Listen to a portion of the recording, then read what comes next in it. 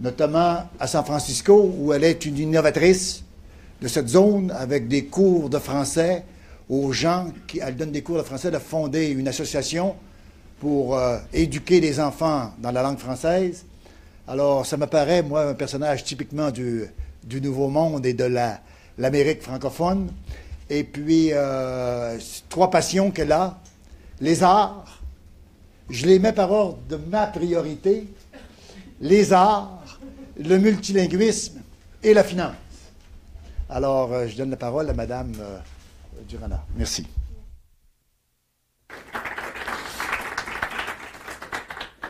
Bonjour à tous. Donc, d'abord, avant de commencer, je vous enverrai la présentation. Donc, s'il y a des statistiques que vous n'avez pas pu noter ou des liens avec des références que j'ai mentionnées, rassurez-vous, vous pourrez les retrouver. D'accord ? J'ai conscience que il va y avoir un certain nombre de choses que vous allez déjà connaître et d'autres pour lesquelles ça sera peut-être, je vais passer un peu vite, mais c'est parce qu'en fait, je voudrais aller au bout de mon raisonnement et en même temps inviter pour qu'il y ait un temps de discussion avec des questions. Donc je vais parler pendant à peu près 1 heure et après il y aura une demi-heure de questions et après au moment du déjeuner, du dîner, vous pouvez tout à fait, ou même du souper, me poser plein de questions. Je suis très bavarde, donc je serai ravie de vous répondre. Voilà. Alors, donc le plan de la conférence ce matin, nous allons d'abord définir quelques termes pour s'entendre sur les mots. Ensuite, je vais vous montrer ce que ça représente de dire que la baie de San Francisco est en fait le plus grand écosystème d'innovation dans le monde. Dans un deuxième temps, je vous montrerai que le mythe du savant fou qui crée l'industrie du futur dans son garage, en réalité, ça n'est pas tout à fait ça, ou en tout cas, ce n'est pas une condition suffisante pour que on puisse innover de manière fulgurante et transformative. En réalité, il y a une présence de l'investissement public sous différentes formes, qui est invisible, mais qui est absolument indispensable.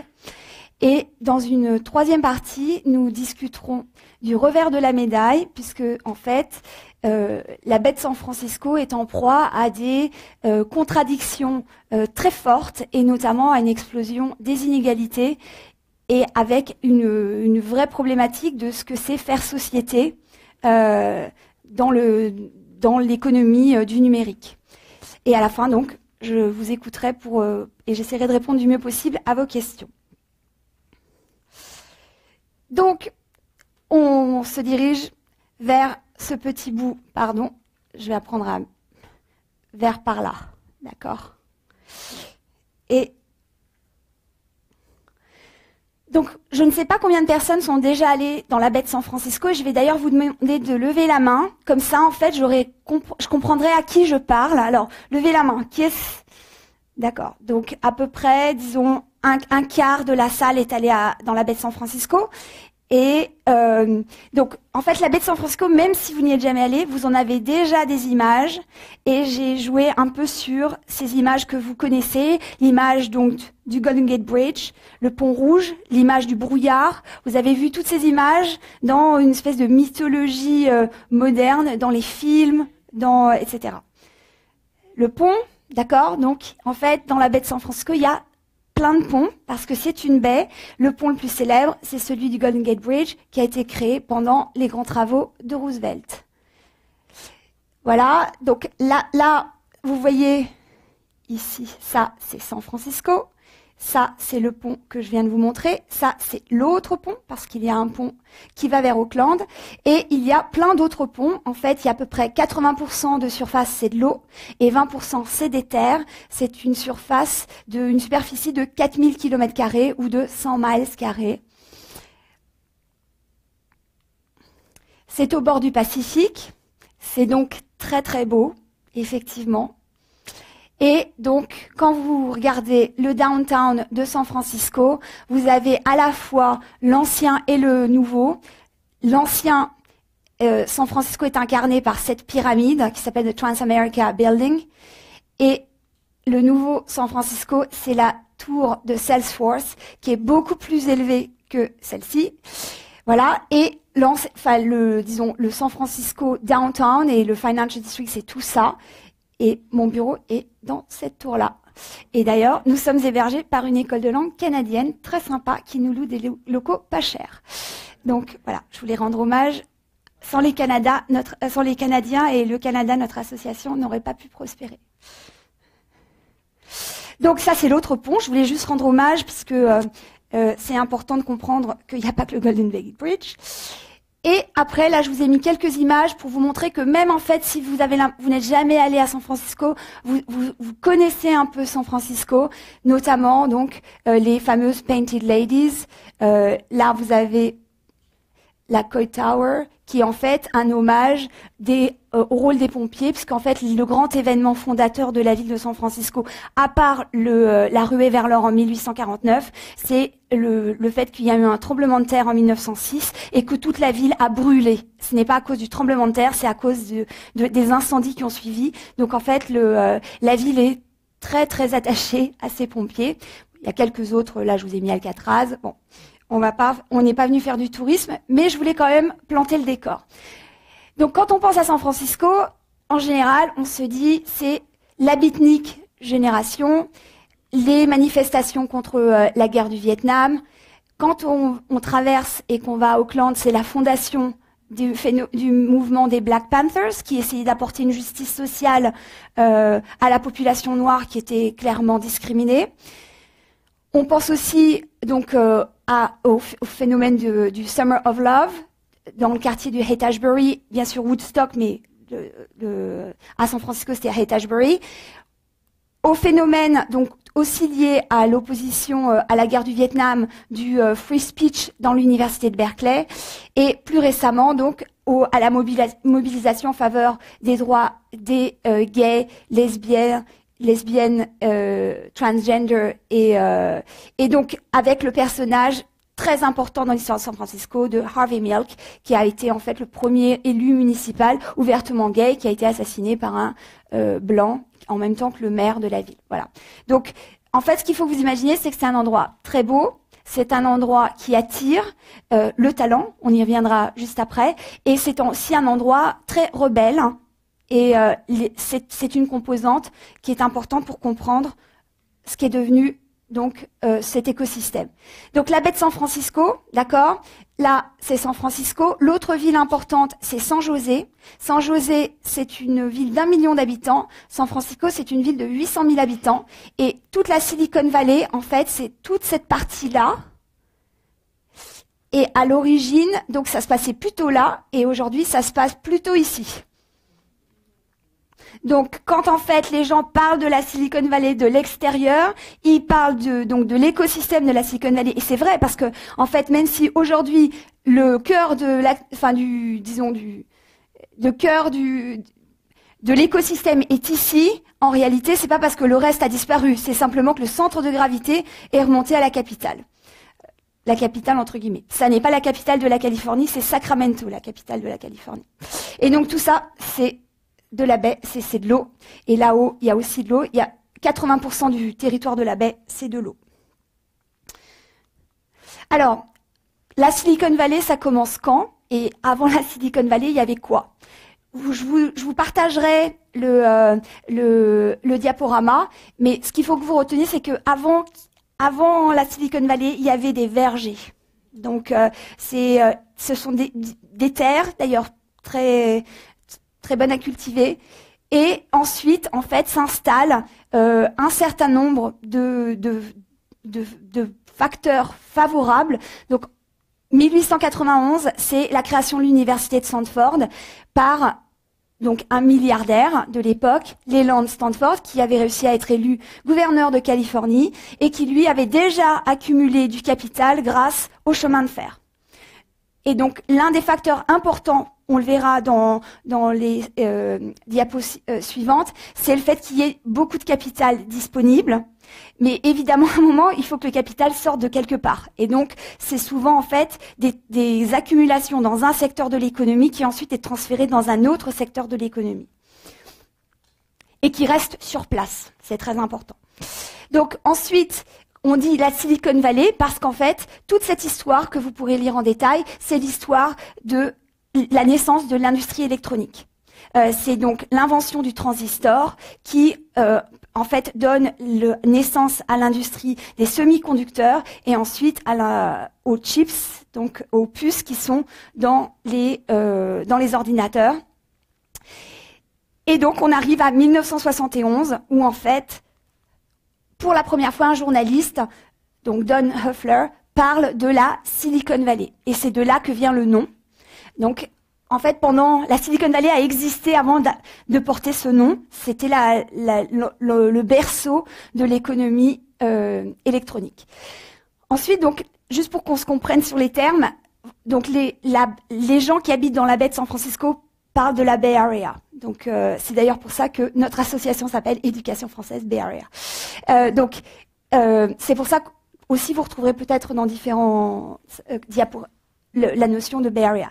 Et après, donc, les villes historiques, effectivement, San José, parce que près de là où est née toute la partie électronique, Palo Alto avec l'université de Stanford, Berkeley avec l'autre université, qui est une université publique, celle-ci, et Mountain View, qui, avant Google, était déjà, avec Sunnyvale, toute cette partie-là, en fait, le berceau de l'électronique. Et les nouvelles villes importantes, donc San Francisco, on en a déjà parlé, et après, en général, vous allez déjà les connaître, ces villes. Enfin, vous ne connaissez pas les villes, vous connaissez les entreprises. Donc, Mountain View pour Google, Menlo Park pour Facebook, et Fremont, qui est, en fait, je vais vous remonter, qui est ici, de l'autre côté, d'accord, de la baie, là, il y a un pont, donc ça... c'est donc les villes pour, par exemple, Tesla, il y a l'usine Tesla des voitures électriques. Ça va jusque-là? Bon. Alors, en fait, la baie de San Francisco attire le talent. Et il y a un phénomène qu'on connaît bien en économie du développement qui s'appelle le drainage des cerveaux. Donc, le drainage des cerveaux fonctionne à plein dans la baie de San Francisco.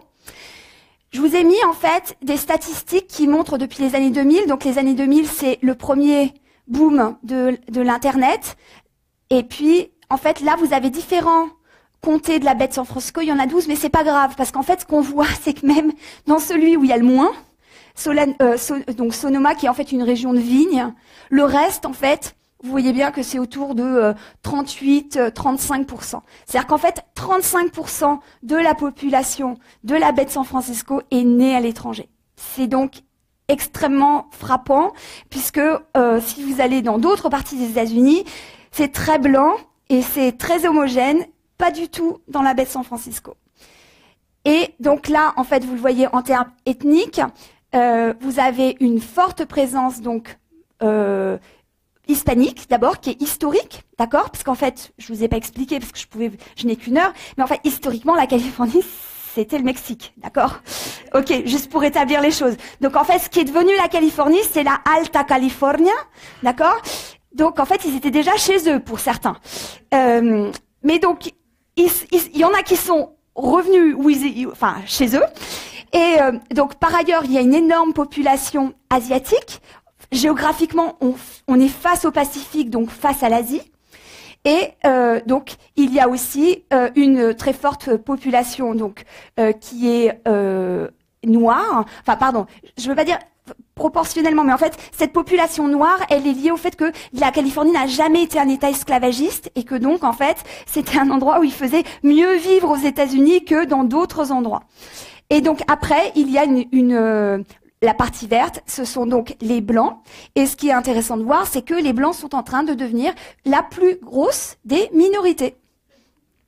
Mais en fait, il n'y a pas de révolte, il n'y a pas de... Enfin, je veux dire, ça se passe bien, en fait. Donc, on voit bien que quand on parle de tension ethnique, ça n'est pas forcément lié à la diversité culturelle, c'est souvent lié à des conditions socio-économiques. Et la Californie, en fait, est plutôt un endroit prospère.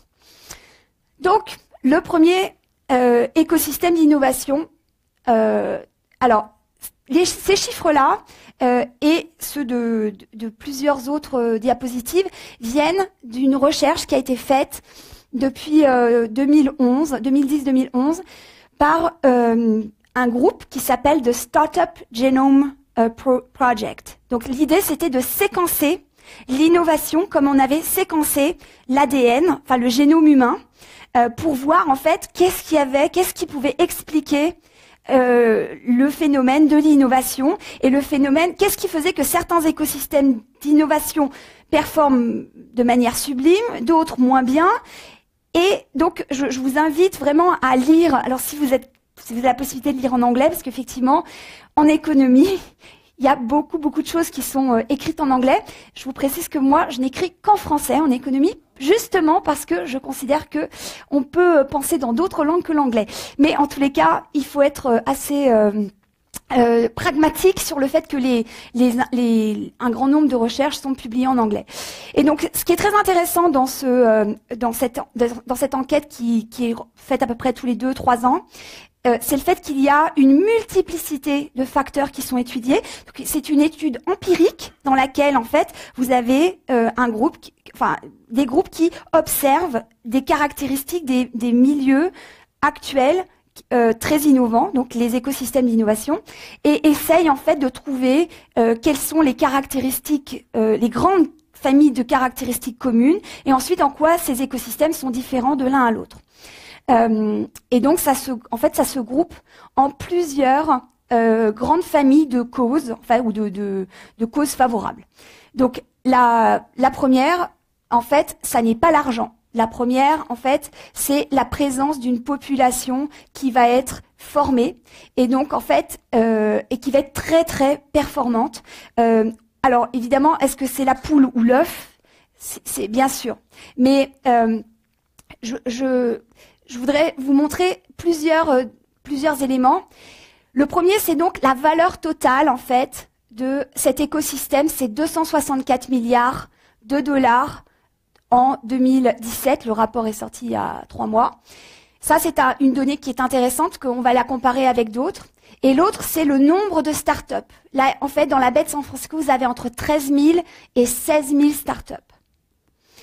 Vous avez aussi donc une main-d'œuvre très bien formée, avec des ingénieurs qui sont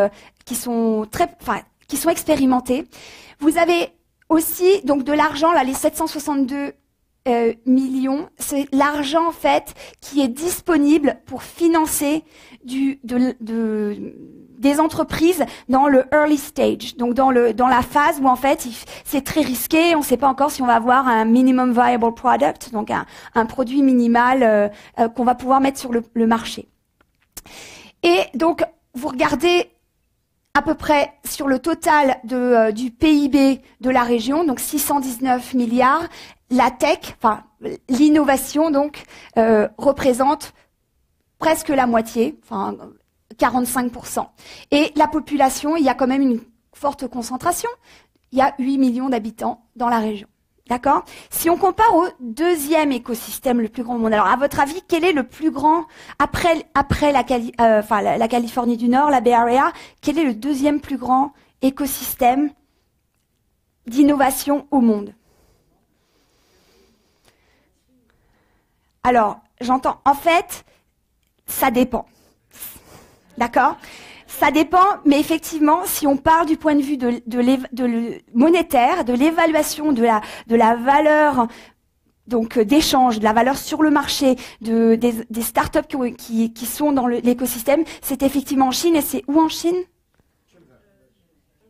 Non, Pékin, Beijing, effectivement.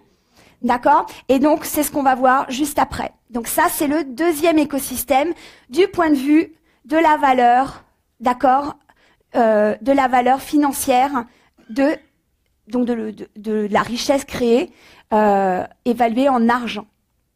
Ça n'est pas l'écosystème le plus performant. Et vous verrez, je vous le montrerai juste après. Parce qu'en fait, pour créer la moitié de ce que on crée la Californie, d'accord, la Californie du Nord, en fait, ça prend 4 fois plus de population. D'accord? Il y a d'autres critères. On voit quand même que même si c'est OK, ça prend 4 millions de population, mais enfin, il y a quand même pas mal d'entreprises. Hein. Donc c'est quand même, ça grouille d'innovation. Il y a énormément d'argent pour financer le early stage, donc le développement. Si on compare, il y en a presque autant qu'en Californie. Mais visiblement, l'argent est un tout petit peu moins bien utilisé puisque l'output, donc le résultat, en tout cas aujourd'hui, n'est pas aussi impressionnant qu'en Californie. On peut aussi voir ici qu'ils ont une main-d'œuvre qualifiée mais moins qualifiée qu'en Californie. Et là, c'est très flou, c'est pas vous qui êtes myope, mais en fait, le coût d'un ingénieur à Beijing, c'est 25 000 $, alors que dans la baie de San Francisco, c'est 120 000 ou 112 000. D'accord? Donc forcément, alors ce qui est très intéressant, ce qui moi m'avait fasciné dans la lecture de ce rapport sur le Startup Genome Project, c'est que vous vous dites, OK, il y a donc une centaine de critères qui permettent de comprendre ce qu'est un système ce qu'est un écosystème d'innovation. Et donc après, on peut les ranger en 5 grandes catégories. Je vais vous les montrer dans quelques instants. Mais au fond, vous vous dites pourquoi est-ce que Google, ça naît dans la Bay Area, d'accord? Et pourquoi est-ce que je sais pas moi, telle autre entreprise naît dans tel autre écosystème? Qu'est-ce qui fait est-ce qu'il y a un caractère un peu déterministe en quelque sorte? Alors, on peut toujours croire à la volonté, à la créativité des inventeurs et des personnes dans les startups. Mais en réalité, on voit bien que les écosystèmes, à cause de leurs caractéristiques, vont permettre, dans certains cas, par exemple, d'inventer des secteurs économiques entiers, ce qui est le cas de la baie de San Francisco, alors que avec leurs caractéristiques, d'autres secteurs vont être très performants, étant donné ce qu'ils avaient au départ comme atout. Mais en fait, ils vont pas être capables d'inventer toute une série, disons, un secteur économique entier. Ils vont pouvoir, par exemple, améliorer de manière impressionnante un secteur existant. Donc, on voit bien que les conditions en fait de ces écosystèmes déterminent jusqu'à un certain point le type d'innovation et donc je vais essayer de vous le démontrer dans la suite du raisonnement. Donc on change, voilà. Alors il y a donc 5 grandes familles de causes en fait ou qui permettent de classer les écosystèmes d'innovation d'après leur efficacité, si vous voulez. Donc, il y a la question de est-ce que l'écosystème fonctionne bien? Est-ce l'accès au financement dans différentes étapes? Alors, effectivement, on parle souvent du early stage, mais il y a parfois aussi souvent besoin aussi qu'il y ait un accès au financement pour la commercialisation. Donc, la question de l'accessibilité au reste du marché. Donc, c'est à la fois la question, existe-t-il un marché interne proche et existe-t-il suffisamment de relations avec le reste du monde pour qu'en fait on puisse monétiser son innovation à une échelle qui rende en fait le projet extrêmement lucratif. Pourquoi extrêmement lucratif? Parce qu'en fait, il y a un slogan qu'il faut connaître, c'est no risk, no gain. Donc en fait, dans le système de la Silicon Valley, en fait, vous allez prendre beaucoup de risques et vous allez échouer dans 99% des cas. Mais le cas qui marche, celui-là, il faut qu'il vous repaye pour tous vos investissements dans les 99 fois où ça n'a pas marché. Et en plus, que ça vous fasse devenir milliardaire. Donc, effectivement, la question du market reach est essentielle puisque il va falloir que vous puissiez vendre votre invention ou votre innovation à très grande échelle. La question du talent, absolument fondamentale, on en a parlé, donc c'est la présence des universités à la base, mais aussi l'attraction de gens très très qualifiés. Et la dernière, c'est l'expérience dans le domaine des startups. Et là, vous voyez qu'en fait, la Silicon Valley est juste première dans toutes les catégories.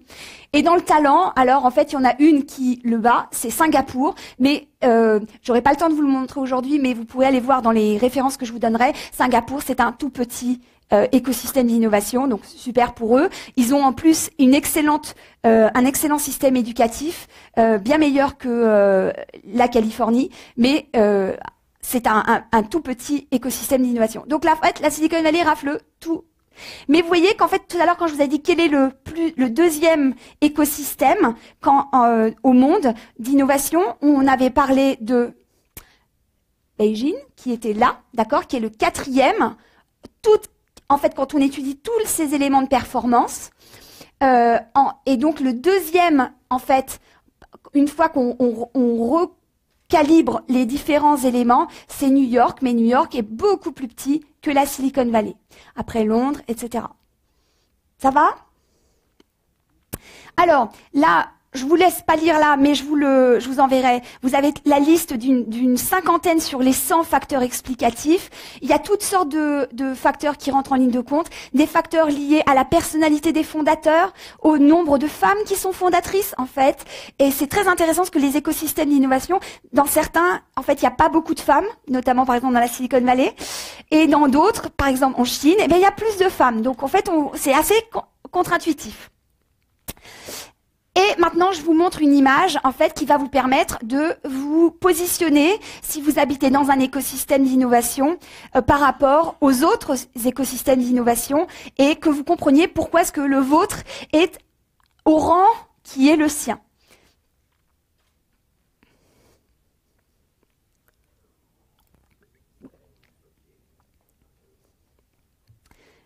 Alors, donc, qu'est-ce qu'on invente aujourd'hui dans la Silicon Valley ? Aujourd'hui et pour demain. Alors j'ai fait une liste un peu comme ça à l'après-vert. Certaines des choses sont vraiment déjà, vous les connaissez, d'autres vous les connaissez peut-être moins. Les médias sociaux ont déjà été inventés, donc je voulais pas non plus juste parler de ce qui est en préparation, mais de ce qui existe aujourd'hui. Mais donc, la Silicon Valley, c'est effectivement les médias sociaux, Facebook, Twitter, le big data, donc c'est l'accumulation des données et leur exploitation à très grande échelle, avec des entreprises aussi différentes que Fitbit, vous voyez, Fitbit, qui écoute mes pulsations cardiaques et me dit combien de pas je marche par jour et combien d'étages je monte. Waze, qui en fait est une entreprise qui va collecter les parcours de tous les automobilistes pour essayer d'établir des algorithmes sur où vont les gens du point A au point B et essayer de fluidifier la circulation. 23andMe, c'est donc la collecte des données du point de vue génétique. Vous voulez vous donner un peu de votre salive et on va vous envoyer des informations sur une toute petite partie de votre génome et sur vos origines sur la planète, etc., etc. Donc, il y a bien sûr les biotechnologies aussi, pour lesquelles San Francisco est à la pointe. Vous connaissez certainement des entreprises comme Genentech, qui d'ailleurs a été fondée avec de l'argent de l'université de Berkeley. Et donc, Gilead, qui est une autre entreprise, ce sont donc en quelque sorte les médicaments du futur. L'économie du partage, alors j'ai mis beaucoup de guillemets autour du partage, mais donc c'est l'usage non pas privatif, mais on va dire partagé ou mais à but lucratif d'un certain nombre d'objets. Donc Airbnb pour le logement, Uber et Lyft. Lyft est le concurrent d'Uber, le concurrent éthique d'Uber. Donc j'insiste. Donc dans le domaine de la voiture. Dans le domaine des énergies propres et du zéro déchet, la ville de San Francisco est à la pointe donc du zéro déchet à l'horizon 2020. Nous avons 3 poubelles et en fait quasiment rien de ce que nous jetons ne va vraiment à la décharge. Le reste est recyclé ou composté. D'ailleurs, le Canada est à la pointe aussi. Il n'y a pas de fanfaronnerie de ma part. Donc le domaine des énergies propres, bien sûr. Donc l'intelligence artificielle avec tout ce qui est deep learning, qui est en fait la machine qui apprend de l'interaction qu'elle a avec vous, ou du big data qui s'injecte dans le système. La réalité virtuelle et la réalité augmentée. Le numérique 3.0 avec l'impression d'organes. C'est un domaine dans lequel, par exemple, travaille Autodesk et d'autres entreprises dans la baie. On pourra imprimer un organe et on pourra vous le remettre qu'on aura fabriqué avec votre propre ADN. Et donc, il n'y aura pas de rejet comme dans la greffe d'organes. La révolution des transports autour du sujet de la voiture autonome. Donc c'est l'idée que la voiture se conduise toute seule, d'accord, et que vous puissiez être dans votre voiture en train de travailler ou de vous détendre ou de dormir. L'autre projet, le Hyperloop, donc si vous suivez Elon Musk, comme moi, puisque je suis une fan, parce qu'en fait, évidemment, dans la Silicon Valley, donc les gens sont pas des fans de chanteurs, on est des fans des super entrepreneurs. Donc, le Hyperloop, donc c'est l'idée qu'en fait, on puisse aller qu'on puisse aller de San Francisco à Los Angeles, parce qu'en fait, Elon Musk a 2 entreprises, en fait il en a 3. La première c'est Tesla à Fremont, qui fabrique des voitures électriques. La deuxième c'est SpaceX, qui développe des fusées réutilisables pour aller un jour sur Mars, et qui pour l'instant a des contrats avec la NASA. Et la troisième, donc c'est une entreprise de panneaux solaires. Et donc SpaceX est en Californie du Sud parce que c'est un bon écosystème pour l'aéronautique, et le Tesla est au nord, et donc pour l'instant il le fait en avion, en jet privé, mais il préférerait prendre un espèce de TGV enfin, hyper rapide, parce qu'il n'y aurait pas de frottement avec l'air. C'est ce qui s'appelle la Hyperloop. Et donc, je voulais parler de 2 autres choses, parce qu'elles sont moins connues peut-être. C'est la question de la diffusion du savoir. En fait, il y a énormément d'entreprises qui travaillent autour de la diffusion du savoir, et je trouve que ma propre association s'inscrit dans ce sous-segment de l'innovation, qui est la question de comment on démocratise le savoir, comment on le diffuse à grande échelle. Et donc, vous avez peut-être suivi des cours avec Coursera, d'accord, qui sont des cours universitaires en ligne. Il y a une autre plateforme qui s'appelle edX, mais Coursera, donc c'est celle qui est basée à Mountain View. La Khan Academy, c'est aussi une autre entreprise qui sont peut-être à but non lucratif, la Khan Academy. Mais Coursera, c'est à but lucratif, qui en fait diffuse des mini-films sur tout le programme scolaire, pour qu'en fait les enfants apprennent par leurs propres moyens. Et la troisième, Alt School, dont je suis moins fan, mais qui fait partie de cet écosystème, qui est l'idée de ces micro-écoles dans lesquelles les enfants apprendraient à leur rythme devant un ordinateur, et on voit très bien que ça fait partie, disons, des rêves de gens qui, par exemple, seraient devenus très riches chez Google, et qui ensuite se disent qu'est-ce que je peux faire après. Ben voilà. Donc, et le dernier point qui me tient beaucoup à cœur, c'est la question de la technologie du blockchain. Donc, vous avez peut-être pas entendu parler, mais vous avez certainement entendu parler des bitcoins, d'accord? Donc, ce sont des monnaies virtuelles sur Internet. Je vous enverrai une référence à un article que j'ai écrit sur ce sujet. Et en fait, le blockchain, c'est la technologie derrière le bitcoin.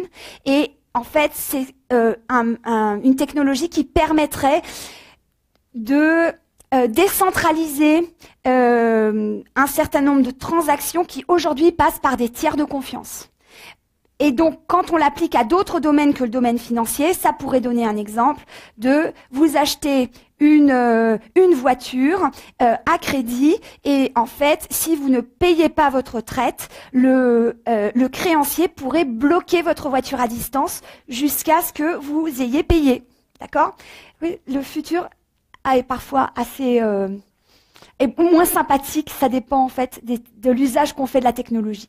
Voilà. Et donc la question de cet argent programmable est une question vraiment essentielle. Il y a énormément d'argent qui est investi dans le blockchain. J'y reviendrai un peu plus tard, parce que je pense que c'est un des dangers qui couve, puisque l'économie de la confiance, ça représente 21% du PIB dans les économies industrialisées. Donc si tout à coup 21% étaient automatisés, il y aurait beaucoup de gens qualifiés, des avocats, etc., qui se retrouveraient sur le carreau.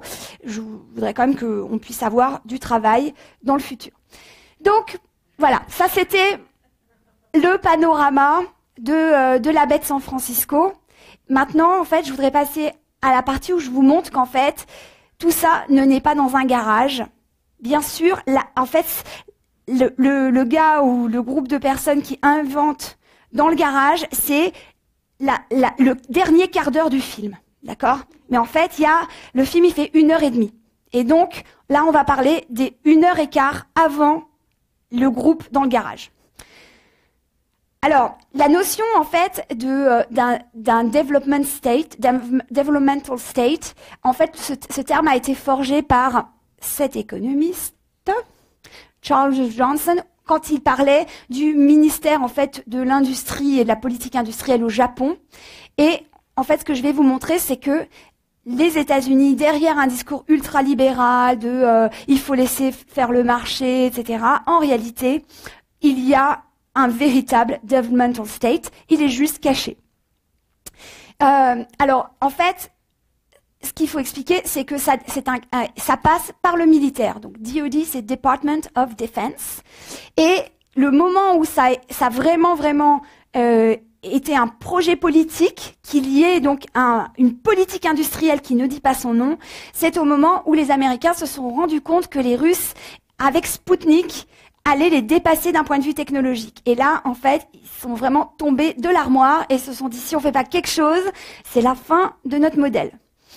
Donc, ils avaient créé la NASA, ils ont créé le DARPA, le Defense Advanced Research Project Agency, et à partir de là, il y a eu énormément d'argent qui a été injecté dans le domaine de la recherche pour du militaire.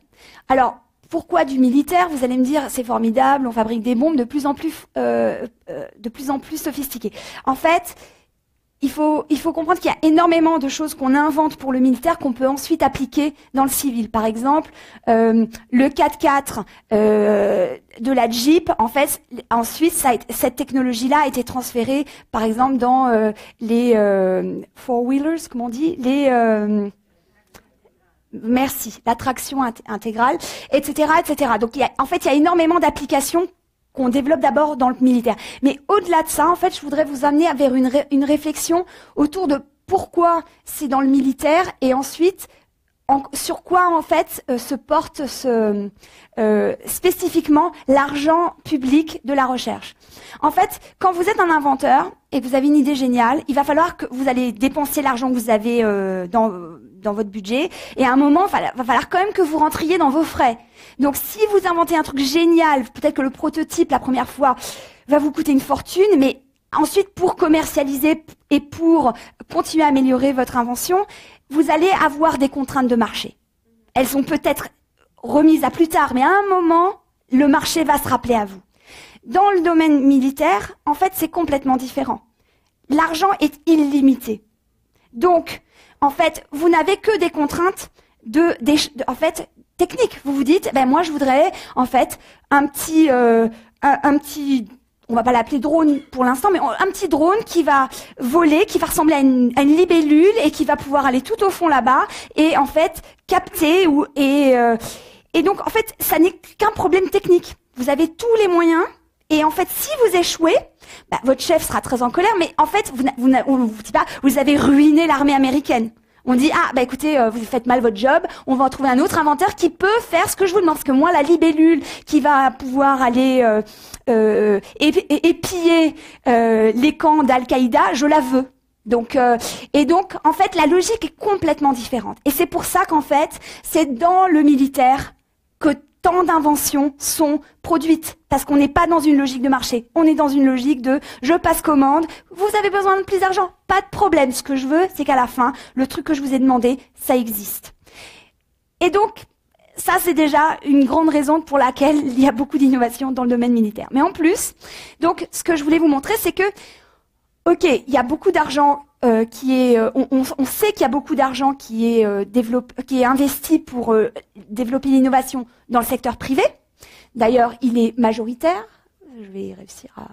D'accord, il y a 61% de la recherche-développement aux États-Unis en 2009. J'avais pas trouvé de chiffre plus récent, mais ça n'a pas fondamentalement changé. C'est dans le secteur privé.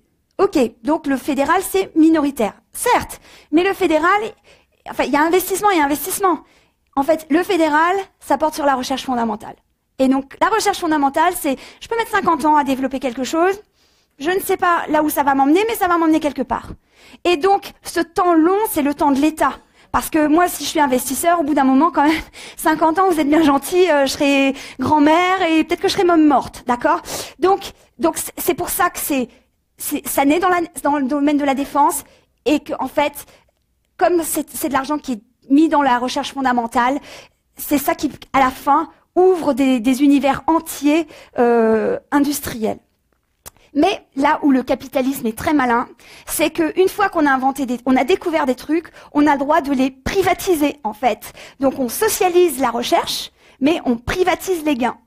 Et donc on les monétise par des partenariats publics-privés. Alors c'est pas des partenariats entièrement privés, c'est des partenariats publics-privés. Donc par exemple Genentech, comme je vous avais dit, en fait ils sont entrés dans un partenariat public-privé et l'université de Berkeley a gagné beaucoup d'argent. Et l'université de Stanford le fait aussi avec plein d'autres entreprises qu'elle développe. Et donc ça c'est légal depuis 1980. Voilà. Et puis en plus de tout ça, donc de ce rôle dans l'innovation lui-même, en fait, dans la recherche et le développement, si on pense en termes de théorie de la croissance endogène, en fait, l'État fédéral développe les conditions pour que ça fonctionne dans certains écosystèmes en construisant des infrastructures. Alors vous allez dire, les infrastructures en Californie, quand même, c'est pas terrible, les ponts ils s'effondrent et tout. Ah oui, mais les ponts, c'est parce qu'en fait, ça dépend de l'État de Californie. Parce qu'en fait, pour d'autres infrastructures qui sont plus essentielles, l'argent vient du fédéral. Par ailleurs, donc ça c'est pour le fédéral, d'accord? Tout ça c'est le fédéral. Ensuite, parlons brièvement de l'État de Californie et de son rôle. Alors ce qui est très intéressant, c'est que, par exemple, l'État du Texas essaye d'attirer des entreprises innovantes de la Silicon Valley en leur disant mais chez nous vous paierez pas d'impôts, c'est super, il n'y a pas de salaire minimum, c'est beaucoup mieux, vous avez pas et en fait ils mettent en avant l'absence de droit social. Ou de contraintes de marché pour dire c'est tellement mieux au Texas qu'en Californie. Pourtant, en fait, les entreprises innovantes restent en Californie du Nord et quand elles ouvrent au Texas, en fait, elles vont ouvrir des call centers ou des activités de back-office, donc des activités administratives à moindre valeur ajoutée. Donc, on voit bien qu'en fait, l'argument de je vais tout libéraliser et ça va être beaucoup plus facile de créer de la richesse et de la valeur ajoutée, c'est pas du tout une condition suffisante. Autrement, en fait, on le verrait dans le déplacement de l'écosystème de Californie vers le Texas ou vers d'autres écosystèmes qui essayent en fait de jouer strictement sur la notion de zone franche ou d'abattement fiscal. Par ailleurs, ce que fait l'État de Californie, qui est très important, c'est que en fait, comme l'État de Californie en fait a connu plusieurs cycles, il y a eu des moments où en fait il y avait telle ou telle industrie qui était à la pointe, et puis ensuite cette industrie a décliné. Et donc il y a beaucoup de fonds pour la revitalisation des territoires. Et donc évidemment, vous me dites ouais mais l'argent il vient d'où? Parce que vous êtes gentil, c'est pas une fois que l'endroit en fait est en déclin, c'est pas ce propre endroit qui peut en fait financer sa reconversion. Alors en fait, en Californie, on paye beaucoup d'impôts. Et donc, vous verrez plus tard, j'ai une fresque sur le fait que les riches ne payent pas assez d'impôts. En fait, le mécanisme fiscal de la Californie fait qu'il y a beaucoup d'argent dans les périodes de boom, l'État est très riche et va en fait mettre de l'argent de côté pour ensuite l'utiliser pour la revitalisation de zones qui sont en fait dans l'économie d'avant-hier ou d'hier ou qui sont en fait dans l'économie d'aujourd'hui, mais en fait on sait très bien que ça n'est vraiment plus le sens de l'histoire. Et par ailleurs, donc il y a un certain nombre de zones franches. Je vous parlerai d'une à San Francisco qui sont faites par des municipalités, mais vous voyez que c'est un tout petit élément. L'essentiel de l'écosystème de l'innovation, il vient quand même du fédéral. Et donc la question, c'est pourquoi est-ce que vous ne le saviez pas? Eh ben, parce que c'est fait exprès, pour que personne ne le sache, pour des raisons idéologiques. En fait, la Californie, mais même en fait les États-Unis ont un roman national autour du free market et donc de la liberté d'entreprise. Et donc, en fait, il y a un certain nombre de mécanismes qui sont dans les coulisses, c'est comme au théâtre, mais il faut pas que ça se sache trop.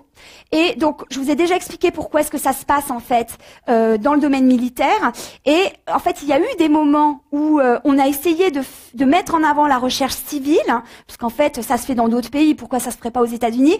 Mais en fait, à chaque fois, ce type de programme, en fait, quand il y a un changement politique et donc il y a des élections tous les 2 ans aux États-Unis, à chaque fois qu'il y a en fait un changement de gouvernement, ce type de programme disparaît. Or, pour développer de la recherche, il faut du temps. Et donc, vous pouvez pas baser votre recherche sur quelque chose qui va durer 2 ans. Parce qu'en fait, entre le moment où vous faites la demande de subvention, vous l'obtenez, ça y est, les élections sont déjà arrivées.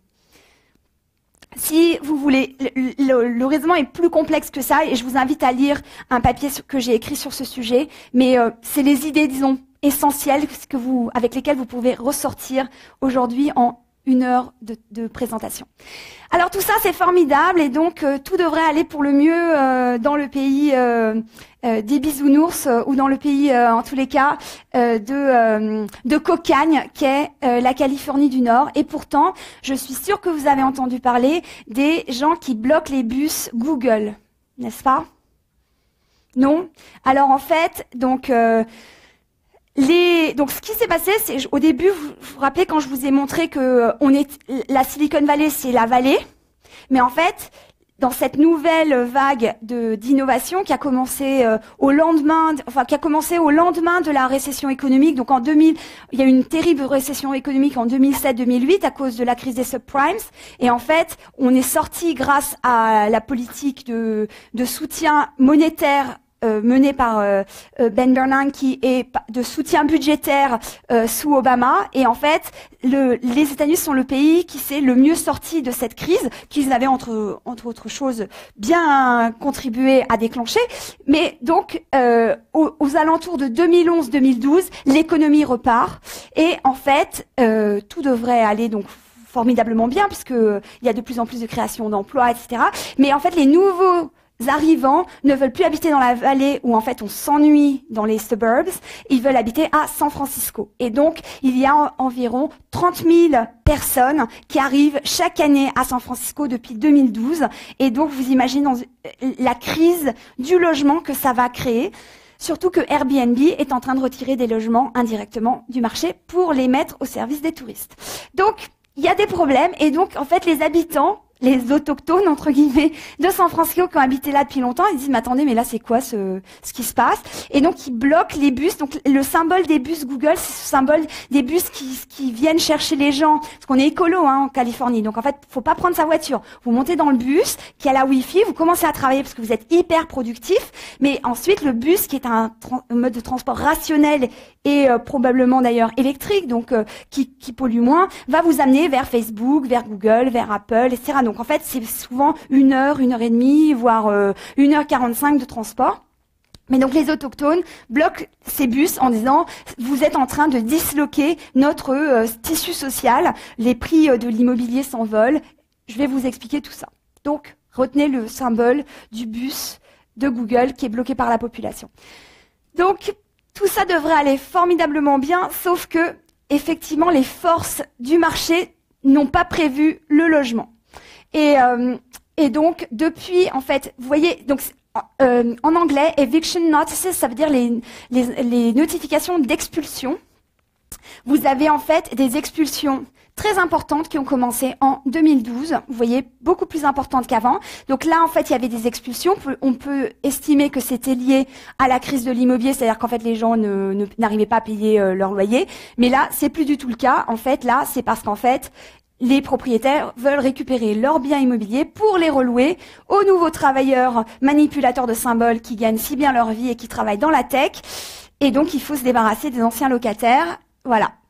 Donc, c'est un vrai problème. On le voit aussi d'une autre manière, qui est en fait les logements qui sont complètement retirés du marché locatif, ceux-là, et qui en fait vont être remis en location dans le domaine du tourisme. Et donc, effectivement, certes, on a créé énormément de richesses, mais cette richesse, en fait, est très mal répartie. Et les 99 autres pourcents de la population ont quand même beaucoup de mal à vivre sur le territoire dans lequel ils vivaient avant qu'il y ait autant de création de richesses. Donc, je vous ai parlé de cette crise du logement, et pour l'instant, la réponse, c'est de dire simplement, écoutez, le marché va s'ajuster, on va bâtir de nouveaux logements, et en fait, les anciens locataires vont pouvoir aller se reloger, peut-être pas dans le même quartier, mais dans un autre quartier. Sauf qu'en fait, il y a un tel manque de logements que, en réalité, les populations sont de plus en plus repoussées à l'extrême périphérie, tout en se rendant compte que il va y avoir des problèmes de transport, et en plus, en fait, les gens doivent allouer une part de plus en plus importante dans leur budget au logement. Voilà, donc ça crée des problèmes d'embouteillage impressionnants. Et la question donc de ce que vont devenir les classes moyennes et les classes populaires. Certes, la tech, c'est formidable, je ne peux pas vivre, et probablement vous non plus, sans votre téléphone mobile, mais par ailleurs, vous avez besoin d'infirmières, de pompiers, de professeurs, de nounous, etc., etc. Donc, en fait, faire société, il faut qu'il y ait une pluralité de professions. Et toutes ces autres populations, donc qui ne sont pas dans le secteur des nouvelles technologies, ne trouvent plus à se loger. En tous les cas, celles qui arrivent maintenant, et pour un grand nombre d'entre elles, celles mêmes qui étaient déjà installées. Et donc, on voit quand même qu'il y a ce que moi j'appelle du darwinisme social, c'est-à-dire que la question de qui prend soin des personnes vulnérables. Qui est déjà venu à San Francisco? Donc, qu'est-ce que vous avez remarqué dans le centre-ville de San Francisco? C'est beaucoup de sans-abri, énormément de sans-abri. Alors, ça peut s'expliquer parce que San Francisco, à la différence de Chicago, a un climat beaucoup plus clément. Il y a aussi un climat beaucoup plus clément politiquement, c'est-à-dire que, en fait, les sans-abri ne vont pas être déplacés en disant « Ah non, là, vraiment, vous gâchez le paysage, allez ailleurs, cachez la misère ». Mais effectivement, ces personnes, donc il y en a énormément. Il y a environ de l'ordre de 15 000 personnes qui sont sans abri dans la ville de San Francisco, la même ville dans laquelle vous pouvez acheter un hamburger pour 56 $. D'accord ? Donc voilà. Et c'est vrai qu'il y a une composition particulière des sans-abri dans les villes américaines par rapport à la France, par exemple, c'est que beaucoup de sans-abri sont d'anciens combattants des guerres américaines avec de très graves problèmes de post-traumatic stress syndrome, dont, en fait, le département de Veterans Affairs prend très mal soin, et donc ces personnes ne sont plus capables en fait de prendre soin d'elles, et on voit des personnes psychotiques dans la rue avoir des crises d'angoisse. C'est vraiment sordide, je veux dire, parce que on se dit on est dans une société riche. Comment se fait-il qu'on ne peut pas prendre soin de ces personnes qui visiblement sont trop vulnérables pour prendre soin d'elles-mêmes?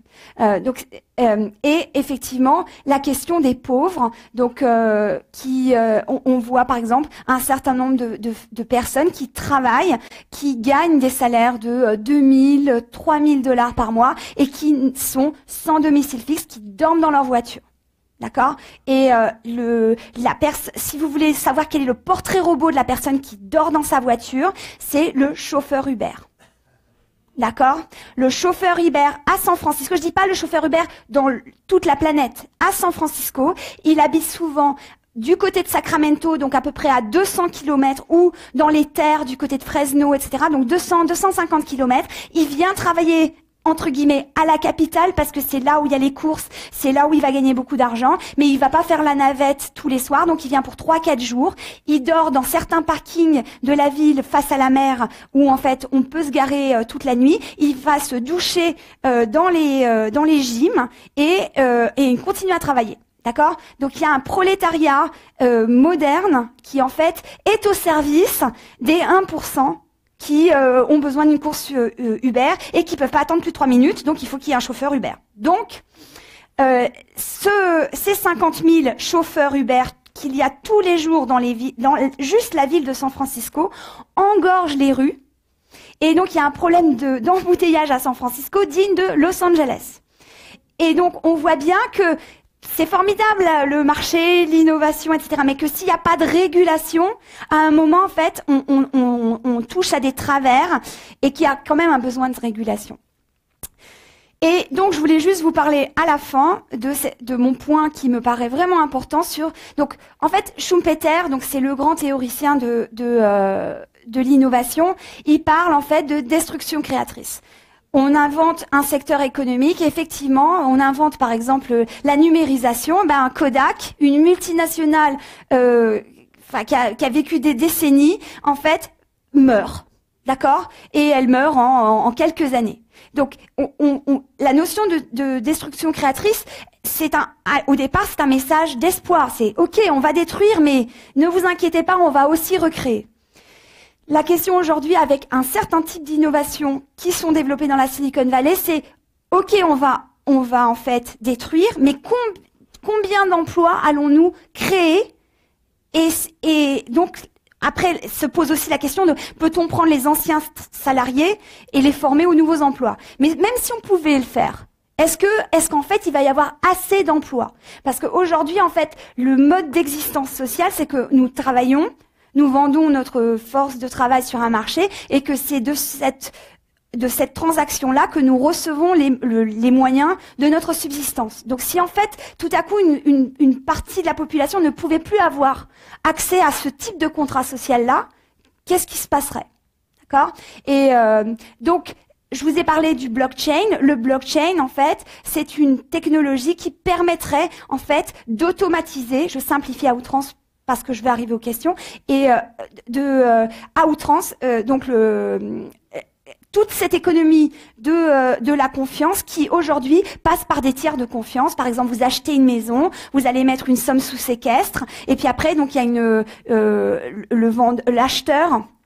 Le vendeur, en fait, récupère cette somme et l'acheteur récupère les clés. Si tout ça, ça pouvait être automatisé avec votre téléphone, et en fait, les notaires ou les avocats n'auraient plus cette activité. Donc, il y a énormément d'implications sociétales dans ces inventions. Alors, vous allez me dire, pour l'instant, par exemple, les nouveaux cols bleus, c'est les cols verts, c'est les installateurs de panneaux solaires. Donc, je dis pas que il n'y a pas de futur. Au contraire, moi, j'adore habiter dans la Silicon Valley parce que c'est un endroit extrêmement stimulant d'un point de vue intellectuel. Mais en tout cas, il va falloir quand même qu'on redéfinisse le contrat social pour s'assurer que tout le monde a une place à la table et que c'est pas juste les 1% les plus intelligents.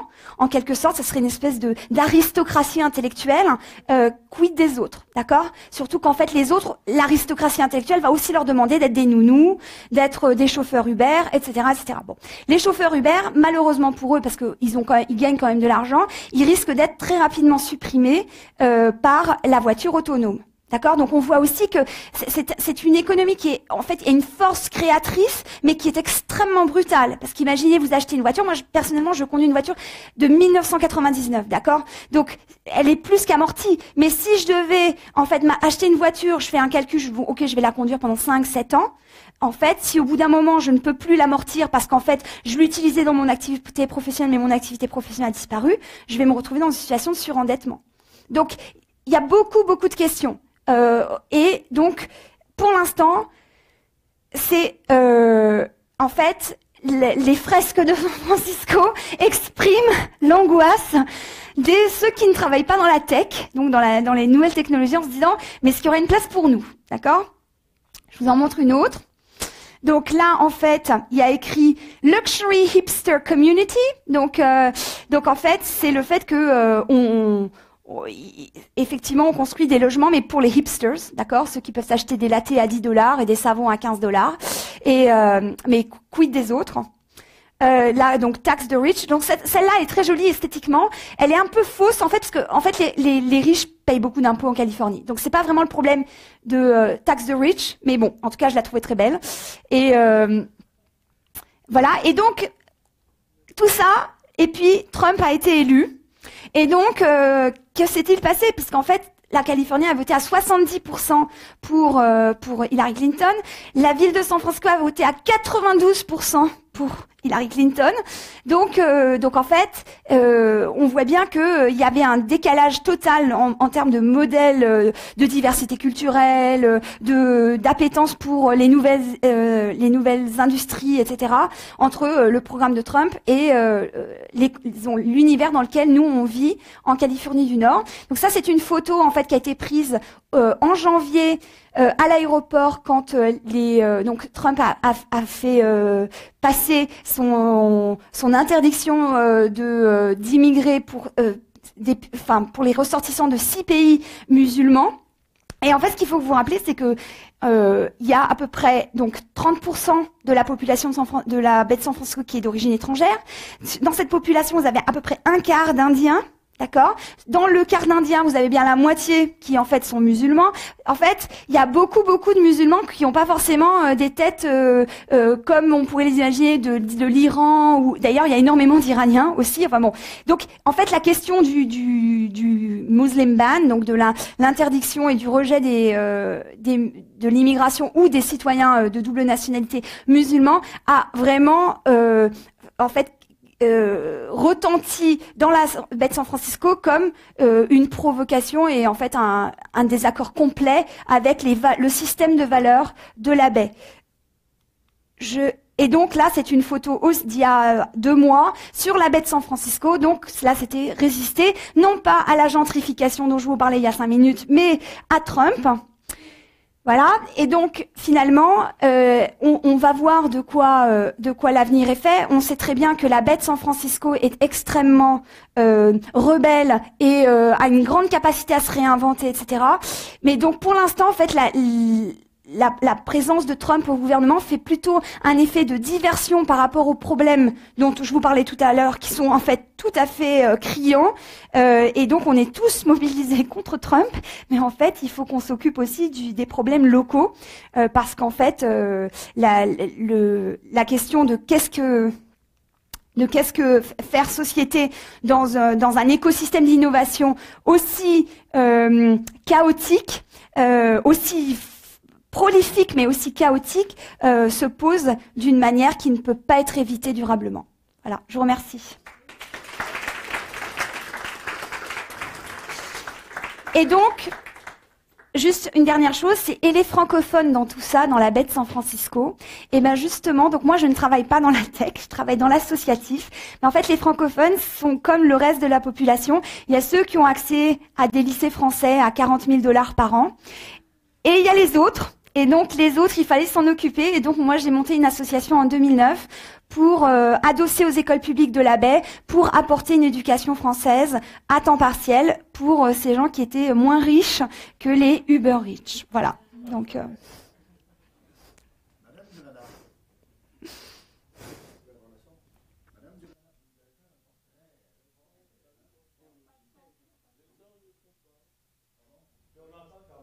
Vous entendez quand même?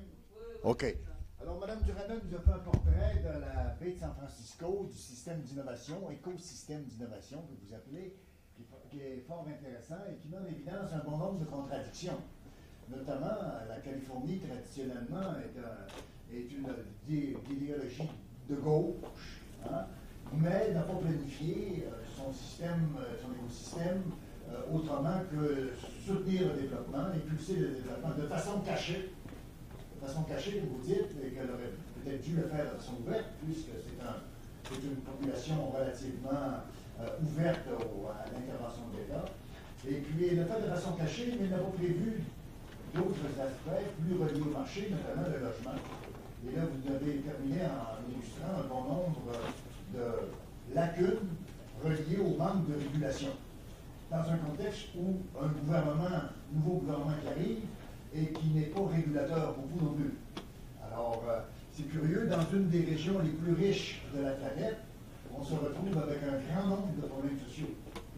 Alors, cette contradiction est fort intéressante à mettre en évidence pour nous qui s'intéressons à la problématique des milieux innovateurs ou de l'innovation sur les territoires, avec l'exemple d'un territoire très innovateur. Alors, écoutez, nous aurions bon temps pour questions et commentaires. Je vous inviterai à faire des commentaires assez courts, ou des préambules assez courts à votre question. Alors, monsieur. David, je viens de Colombie-Britannique, je travaille à l'université Simon Fraser. Et je voudrais vous remercier pour la présentation. J'ai trouvé ça très pertinent, passionnant. Ça permet de mettre également aussi en lumière certaines issues, comme on a par chez nous. Parce que Vancouver, je regardais le ranking que vous avez établi et je voyais que il y avait 3 grandes villes de la côte pacifique, San Francisco, Seattle, Vancouver, comme on dit un petit peu vulgairement, je m'excuse pour l'expression, pardon my French, on appuie entre deux chaises. Vancouver, c'est le Canada, mais c'est également aussi la côte Pacifique. Et donc on se retrouve exactement avec, donc peut-être pas à la même échelle, mais exactement avec les mêmes problématiques. On parlait des SDF, dans la rue il y a une grande communauté également aussi SDF dans le centre-ville de Vancouver. Est-ce qu'il y a des liens qui sont établis comme ça entre Seattle, Vancouver et San Francisco au niveau de l'innovation du développement? Alors, en fait, donc, je vous invite vraiment à suivre, si vous avez une curiosité pour les écosystèmes d'innovation, ces rapports récurrents donc du Startup Genome Project, parce que le dernier, donc qui est paru là en mai 2017 ou en avril 2017, a ajouté un autre critère qui est la connectedness.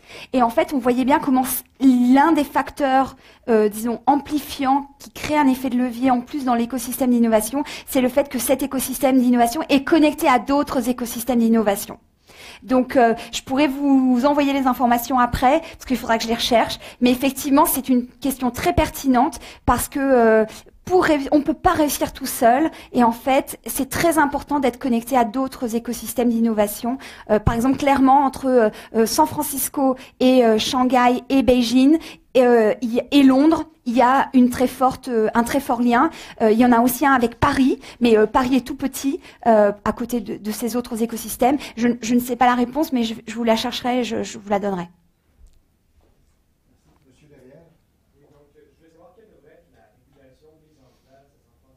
Faire face aux défis que vous avez abordés, donc l'embouteillage, la pauvreté, entre autres? Alors, sur la question des embouteillages, dans l'ancien système, dans l'économie ancienne, il y avait un système de médaillons avec un système pour les taxis, et il y avait un système de numerus clausus. Et donc, en fait, on pourrait imaginer qu'on dise, vous ne pouvez pas avoir plus de 30 000 voitures ou 40 000 voitures. Enfin, c'est une voie, par exemple, sur l'embouteillage. De toute façon, c'est un problème qui va probablement pas être taclé, parce que la voiture autonome s'en vient à vitesse grand V, et que donc de toute façon, dans quelques années, tous ces postes de chauffeurs Uber vont être supprimés. Donc, mais du coup, se posera la question d'une autre manière, mais ça sera probablement plus facile de réguler quand des voitures où il n'y aura pas des travailleurs dedans que Alors, la pauvreté, en fait, elle se matérialise. Ce qui est très intéressant, c'est que est-ce que le salaire minimum, par exemple, est une voiture balai, ou est-ce que, au contraire, c'est ce qui tire vers le haut, d'accord? Aujourd'hui, à San Francisco, par exemple, 1er juillet 2017, le salaire minimum passe à $14 de l'heure.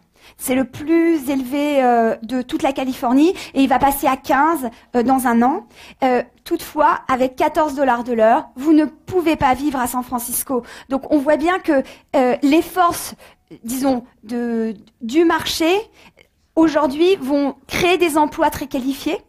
Mais par exemple, des secteurs comme l'associatif, des secteurs comme le soin à la personne, etc., tous les secteurs ne peuvent pas être des secteurs à high margin. Je veux dire, il y a aussi des secteurs à high mission, d'accord? Et donc, effectivement, à un moment, se posera la question. Donc, par exemple, pour la discussion aujourd'hui, c'est de construire des logements sociaux. Vous savez qu'aux États-Unis, ou vous savez peut-être pas, mais les logements sociaux, donc ça s'appelle des projects, et ont une très mauvaise image, pas juste parce qu'en fait les logements sont, disons, en mauvais état, mais parce qu'en fait historiquement il y a eu des politiques de ségrégation, donc de discrimination. On a parqué les gens dans des ghettos, et donc effectivement on va voir comment. Mais par exemple là à San Francisco, la mairie vient de prendre la décision de construire des logements pour ses enseignants, parce que autrement il y aura pas d'enseignants dans les écoles publiques, parce qu'ils peuvent pas se loger sur place et ils habitent trop loin. Ils sont quand même très pragmatiques. C'est juste que la rapidité de la réponse fait que la crise peut quand même durer encore 4 ou 5 ans ou 6 ans. C'est la rapidité des changements. Oui. Parce que c'était pas prévu que la population revienne à San Francisco. C'est ce que vous avez dit. En fait, elle est pas revenue, elle est arrivée. Parce que ce ne sont pas des gens qui habitaient dans les suburbs, c'est des gens qui sont venus d'autres États, qui sont venus de l'étranger pour travailler dans le meilleur écosystème, entre guillemets, et qui du coup veulent avoir des loisirs dans la ville de San Francisco et pas s'ennuyer en banlieue. J'aimerais vous tendre la perche un peu pour que vous parliez des initiatives associatives et communautaires, dont la vôtre, parce que ce qui m'agace souvent avec l'utilisation d'écosystèmes, c'est que, bon, on l'utilise métaphoriquement, mais on oublie que c'est aussi des rapports entre des organismes vivants, des choses vivantes. Par contre, votre présentation a bien montré que ça concerne aussi des gens, pas que de la technologie. Alors, en fait, notre association a énormément bénéficié de l'aide d'entreprises qui avaient, par exemple, des bureaux trop grands et dont ils n'avaient pas besoin, etc. Donc, je pense qu'il ne faut pas avoir une approche manichéenne, genre la tech, c'est bien, mais en fait, ils ont vendu leur âme au diable. Et l'associatif, c'est pur, mais en fait, il n'y a pas d'argent et donc, ils sont gentils, mais bon, ils font pitié. Je veux dire, en fait, il y a énormément de philanthropie, puisqu'on est en Californie, d'accord, et on est aux États-Unis, donc il y a une culture de la philanthropie. Mais la culture de la philanthropie ne va pas construire des logements sociaux. Je veux dire, elle va peut-être éponger un certain nombre de problèmes, ou elle va soutenir des associations comme la nôtre. Nous, on s'occupe en fait de la classe moyenne et de la classe moyenne défavorisée, mais on s'occupe pas des réfugiés francophones qui arrivent et qui ont besoin d'une solution complète. On voit bien que la culture de la philanthropie, c'est super. Et moi j'ai des membres de mon conseil d'administration, mais formidables, qui nous ont aidés en nous mettant en contact, par exemple, pour une des grandes problématiques dans la baie de San Francisco, c'est le scaling, c'est le changement d'échelle. Et donc on a été mis en relation avec une autre association qui a scalé, pardonnez l'anglicisme, dans tous les États-Unis et qui est maintenant dans plusieurs pays à l'international. Donc il y a énormément en fait d'aide de la part des entreprises, mais il y a des problèmes qui sont beaucoup plus gros que ce que quelques philanthropes bien intentionnés vont pouvoir résoudre. Notamment la question du logement, la question de l'hôpital psychiatrique pour des malades. Enfin, ce sont vraiment des questions où il faut apporter des solutions de politique publique. J'aimerais une question sur la philanthropie. Un instant, s'il vous plaît. Je suis obligé de rappeler d'ordre. Je reviens à vous, madame. Vas-y. C'est un peu pour continuer dans la veine que vous allez. Dans le fond, on parle beaucoup d'innovation. Oui, il y a l'innovation économique qui est riche dans la ville de San Francisco, la philanthropie, donc les entreprises qui tentent de redonner, oui, aux plus défavorisés, aux gens qui ne profitent pas des gains économiques. Mais est-ce qu'on peut parler réellement d'innovation si le social, le bien-être de la population, des écosystèmes n'est pas respecté aussi? Parce que là, encore une fois, c'est une perspective extrêmement humaine. Est-ce qu'on a aussi la perspective animale, écologique? Donc, Je pense est-ce qu'on peut réellement parler d'innovation? Je pense que la question que vous soulevez, c'est la question du bien-être social. Et ça, c'est une question politique.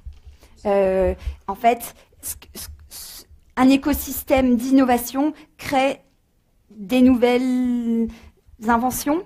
Et après, avec cette invention, vous pouvez soit faire du bien ou soit faire du mal. Et science sans conscience n'est que ruine de l'âme. Mais je pense que c'est une question qu'il faut apporter sur le terrain politique.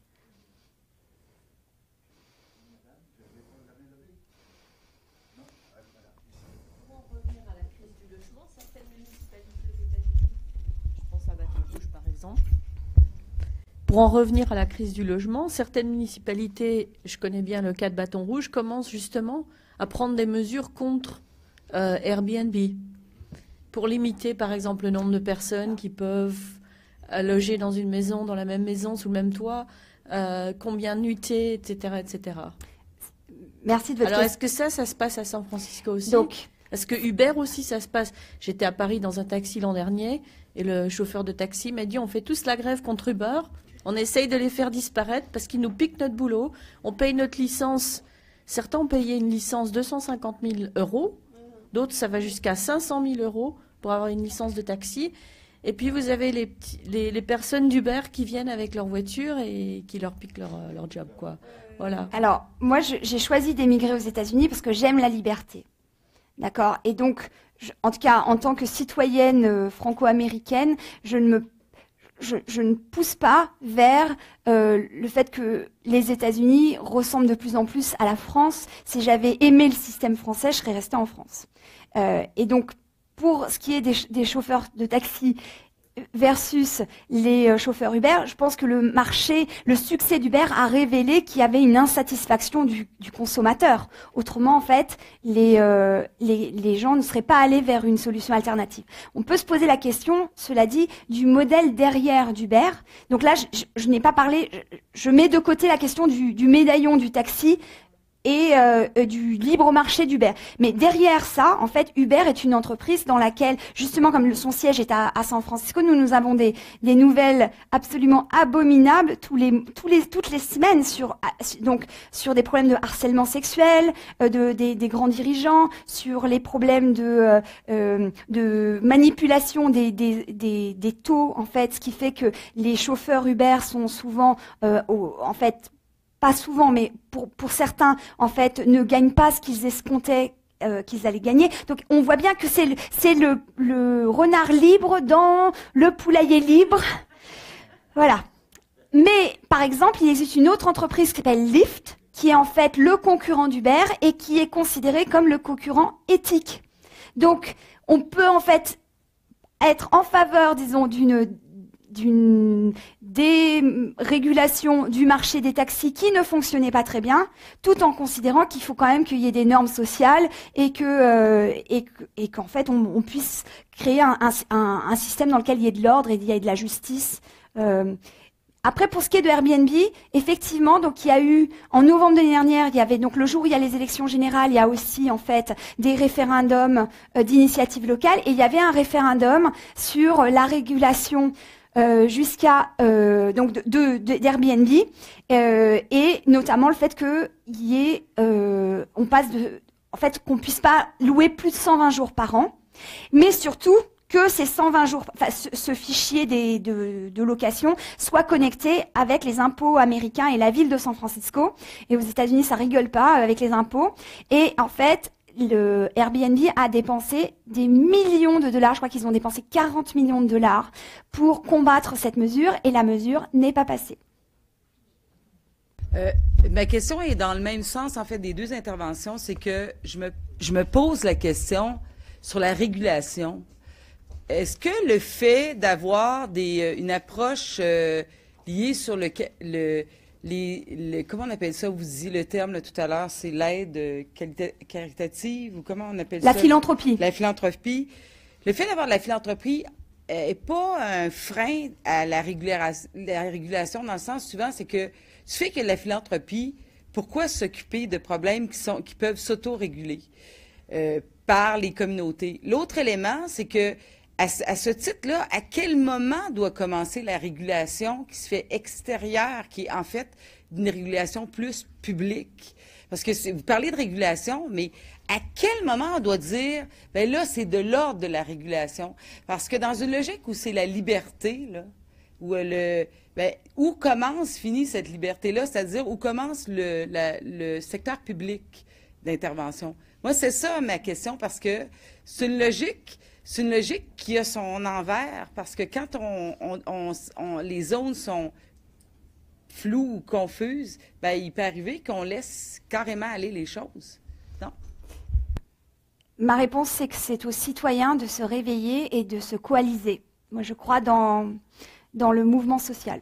La participation citoyenne. Absolument.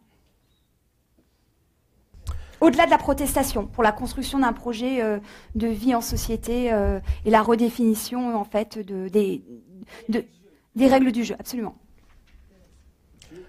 Je voulais vous dire merci déjà, Gabriel, pour votre présentation. C'était très intéressant. Je voulais savoir, est-ce que les leaders des entreprises technologiques qui ont une grande influence, est-ce qu'ils sont conscients et concernés par la contribution à ce déséquilibre social? Et aussi, on a vu, tu présentais le fait que l'État intervient ou est un petit peu à la source et à l'origine de cette création et la stimule, mais qu'après peut-être qu'il ne remplit pas forcément son rôle justement de politique publique ou au niveau social. Et est-ce que les habitants, et en fait tu viens de répondre, il faut qu'ils stand up, mais est-ce qu'ils ont vers qui ils ont des attentes pour régler ces problèmes de dérégulation? Est-ce que c'est le gouvernement fédéral, plus municipal, ou au contraire les acteurs qui sont à l'origine, c'est-à-dire les entreprises d'innovation? Merci.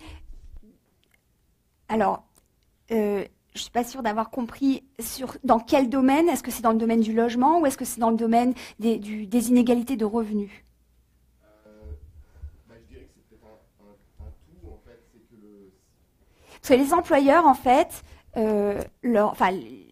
leur but, c'est de maximiser la valeur pour les actionnaires, c'est ça l'économie capitaliste. Et après, en fait, une réceptionniste chez LinkedIn, ça commence à 60 000 $ par an. Donc ils ont l'impression qu'ils jouent leur rôle. Je veux dire, ils se disent pas, je la paye 14 $ de l'heure, je l'exploite, de toute façon. Non, la question, c'est qu'il y a un certain type de problème qui ne peut être résolu que par le collectif, dans lequel les réponses individuelles sont sous-optimales. Et donc la question, c'est comment on fait émerger une solution collective.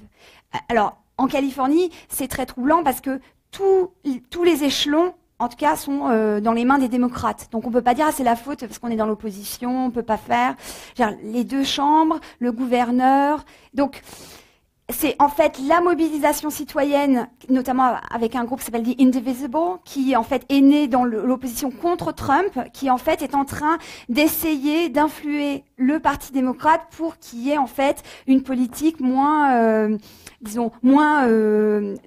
l'opposé de interventionniste, en fait, de lever les mains et dire bon, on verra, le marché va s'occuper de ça, etc. Mais ce qu'il faut se rendre compte aussi, c'est que il y a la grande récession économique, the Great Recession, ce que moi j'appelle dans mon blog le tsunami financier, n'est pas si loin dans la mémoire des gens. D'accord? Et ça s'est produit il y a exactement 10 ans, en août 2017, ça a commencé. Lehman Brothers a fait faillite en septembre 2008. Et donc, en fait, la première intention, par exemple, du maire de San Francisco, c'était de résorber le chômage qui était à 9,5%. Alors, aujourd'hui, il est à 3,2%. Mais c'est pas le problème. Mais je veux dire, on comprend pourquoi est-ce que des hommes et des femmes politiques ont voulu orienter l'État dans une certaine direction. Ils se sont occupés des problèmes urgents de cette époque-là, mais ils ont créé d'autres déséquilibres. Donc après, encore une fois, je pense que c'est vraiment à chacun d'entre nous de se mobiliser et d'essayer d'être un consommateur éthique, d'être un citoyen engagé dans sa communauté. Et ensuite, par exemple, pour ce qui est de la philanthropie, effectivement, moi je peux pas entrer en concurrence avec les dons que fait Bill Gates, mais je peux soutenir des causes qui me tiennent à cœur aussi avec de l'argent. Et en fait, comme le mouvement par exemple de César Chavez, qui n'est pas Hugo Chavez, mais César Chavez, qui est en fait un grand leader des droits des travailleurs agricoles en Californie, a montré, en fait, on peut avoir une mobilisation avec la force des faibles, en fait, dans laquelle notamment il faisait des levées de fonds avec chacun donnait très peu d'argent. En fait, tout le monde donnait. Donc, encore une fois, la Californie a une tradition de mobilisation sociale. Donc, moi, je suis tout à fait confiante qu'il va y avoir quelque chose qui va se passer. La question, c'est à quelle vitesse? Parce que comme il y a des changements technologiques qui détruisent des emplois, est-ce que finalement, il ne va pas y avoir un effet de ciseau dans lequel, en fait, la situation, entre guillemets, n'est plus rattrapable parce qu'en fait, on va mettre 20 ans à absorber, ou alors, il va falloir discuter du revenu universel. Et donc, si on discute du revenu universel, ok. Donc, si nos modes de subsistance ne dérivent plus de l'argent, enfin du travail, mais on peut par ailleurs s'investir. On ne demande pas aux gens de feignasser sur leur canapé, mais il va falloir qu'ils soient actifs. Mais l'activité ne va pas être liée au revenu. À ce moment-là, on pourra avoir une société dans laquelle tout le monde aura sa place. Mais donc, il va falloir discuter du pacte social. Oui, alors moi, je me posais la question par rapport aux statistiques concernant l'absorption de cerveau qui ont permis justement le développement de la Silicon Valley et en même temps de San Francisco. C'était pour savoir, est-ce qu'au niveau psychosocial, est-ce qu'il y a une identification statistique sur les générations, par exemple les générations des baby boomers ou celles de la génération X ou Z? Est-ce qu'il y a une identification qui permet de savoir les personnes qui ont intégré par exemple l'Uber et les grandes entreprises? Est-ce qu'il y a un profil en fait intergénérationnel? Oui. Alors, je vous invite, si vous avez HBO chez vous, à regarder un film formidable qui s'appelle San Francisco 2.0, qui en fait est un documentaire d'une 40aine de minutes sur San Francisco aujourd'hui, qui est fait par la fille de Nancy Pelosi, qui est la députée de la ville de San Francisco. Sa fille est documentariste. Et à un moment, en fait, elle va dans les startups et tout le monde a 25 ans. Enfin, je veux dire, tout le monde a 25 ans. San Francisco 2.0. Donc c'est les millennials et donc effectivement la Silicon Valley a un problème avec les femmes et en fait a un problème avec les plus de 40 ans. Et donc mais en même temps, comme on est dans le big data et qu'on est dans une culture de la transparence, etc., le sujet apparaît sur la place publique. Et donc, je dis pas que ça va se résoudre du jour au lendemain, mais en tous les cas, c'est une question en débat. Voilà. J'ai une question. Vous n'avez pas adressé le fait qu'on dit toujours que le Bay Area, c'est un simple lieu d'attraction. Et en fait, pour les investisseurs dits anges, sinon pour le capital, le venture capital, c'est obligatoire d'y mettre. Parce que si tu veux travailler dans un incubateur, un accélérateur, tu es forcé de quitter, par exemple, la Nouvelle-Orléans, New York, pour travailler dans le Bay Area. Donc, ce n'est pas simplement une question d'être attiré, c'est une question d'être forcé, obligé de travailler là, parce que c'est là où les investisseurs vont donner l'argent. Et vous n'avez pas exactement je sais pas. En fait, ça. Si on revient à la diapo qui montre en fait l'argent disponible, voilà, c'est celle-ci. En fait, on voit que il y a d'autres, donc vous lisez pas, mais c'est la deuxième ligne, d'accord? Funding, funding, funding. On voit qu'il y a du funding partout. Il y en a juste pas de la même qualité, il y en a pas de la même quantité, il y en a pas forcément aux mêmes étapes du développement. Il y a 4 étapes dans la vie d'une start-up. Et donc, effectivement, si vous êtes dans un endroit, c'est pour ça que les gens géniaux n'inventent pas le futur dans un garage au milieu de nulle part. C'est effectivement il y a d'autres conditions qui doivent être réunies. Mais c'est ce qu'on a des problèmes dans les deuxièmes vies, disons, par exemple, à la Nouvelle-Orléans.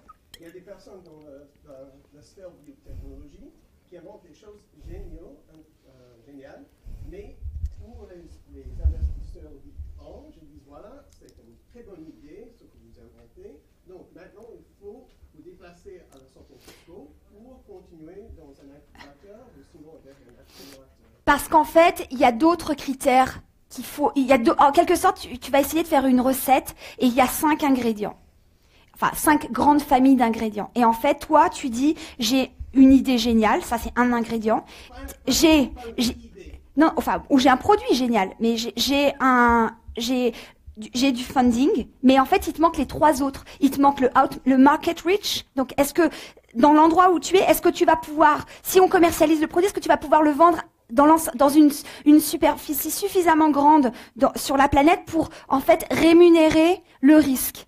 Il y a la question du talent. Tu vas vouloir, par exemple, nous, tu vois, notre association se développe, on a 12 permanents, on a une 50aine d'enseignants. Si je veux pouvoir continuer à répondre à la demande des parents qui veulent scolariser leurs enfants en français, il faut que je forme des enseignants. Je vais sur le marché, j'en trouve pas. Et donc la question du talent, elle est absolument vitale quand tu es entrepreneur. Et puis, mais j'entends que c'est injuste. Mais en fait, l'économie n'est pas forcément, parce que l'économie de marché, elle n'est pas basée sur des principes de justice, elle est basée sur des principes d'efficacité. Après, c'est justement aux politiques et au mouvement social de contrebalancer. Surtout que c'est eux qui stimulent par la recherche, de façon cachée. Mm-hmm. Donc, ils ont une responsabilité. Oui. Je vous remercie pour votre présentation. C'est vraiment intéressant. Puis San Francisco, en effet, est un modèle dans l'imaginaire collectif, je pense, par rapport à l'innovation. Puis, c'est certain, ma question est apparue un peu ce matin par rapport à la présentation de M. Proulx par rapport à l'innovation vue d'un point de vue économique, beaucoup. Mais dans le contexte de San Francisco, où vous présentez, par exemple, les avantages législatifs, puis les entrepreneurs qui préfèrent résider à San Francisco versus le Texas pour les questions de valeurs et tout ça. Je me demandais quelle était la place des impacts sociaux dans la planification du financement de l'État par rapport aux innovations à San Francisco. Je me demandais aussi quelle était la réponse des autorités par rapport à la crise publique, le financement public par rapport aux gains privés des autobus de Google. Quelle est la réponse pour le moment des autorités par rapport à la crise? Alors, il y a toujours une réponse via les taxes. On est aux États-Unis. Donc, en fait, déjà, les bus, au départ, ils utilisaient les arrêts de bus sans payer. En fait, vous comprenez, hein, quand ils se baladent dans la ville et ils ramassent des habitants qui vont emmener dans la Silicon Valley. Donc, il y a des arrêts de bus, ils les utilisent parce que c'est fait pour, mais ils payaient pas. Donc, ils ont commencé par payer. Mais est-ce que ça change fondamentalement le problème du logement? Non. Donc, encore une fois, ce sont des entreprises on est dans un rapport de force. D'accord? Toutes ces entreprises ont des directeurs des affaires gouvernementales. Parce qu'en fait, c'est les spécialistes de lutter contre la régulation. Bon, on est dans une redéfinition des règles. Mais toi, en tant que consommatrice, tu peux décider d'utiliser Airbnb ou pas. D'accord? Parce que il faut que tu sois unifié. Si t'es contre Airbnb dans ta communauté, mais que quand t'es touriste, t'es pour, là, il y a une contradiction qu'il faut que tu résolves. D'accord? Si moi, je suis individuellement contre le travail esclavagiste, il existe un esclavage moderne. Il y a 46 millions de personnes dans le monde qui sont victimes d'une forme d'esclavage moderne. Mais après, en fait, je me contrefiche de comment est fait mon iPhone et je le change en plus tous les 2 ans pour avoir le dernier modèle. Et ben en fait là il y a une contradiction. L'explication c'est que c'est pas que Apple a des pratiques esclavagistes, c'est qu'il y a un tout petit composant en fait dans la batterie qui en fait vient de pays dans lesquels en fait les personnes qui extraient ce composant, enfin ce minerai, sont en situation d'esclavage moderne. Voilà, donc voilà, chacun d'entre nous, on peut se poser la question de ne pas abandonner en fait ces principes éthiques quand on est consommateur et seulement pour se rappeler en fait quand on est travailleur ou quand on est citoyen. Monsieur, je pense que mon confrère tout à l'heure n'a pas parlé d'une question. Vous avez demandé la parole, je vous la donne. Bon, parfait. Revenir sur la place des femmes dans la ville de San Francisco. Vous en avez parlé à 2 reprises.